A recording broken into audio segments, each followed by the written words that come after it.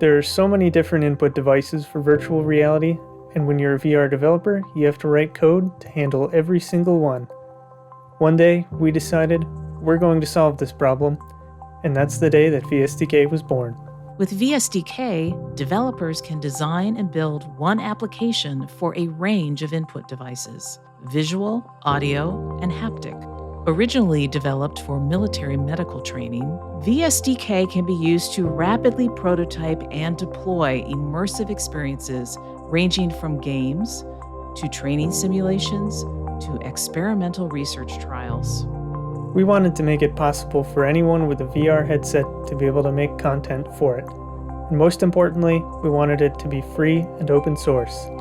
At Charles River Analytics, we use VSDK for all kinds of projects. We can't wait to see how you'll use it to create content and experiences we haven't even imagined.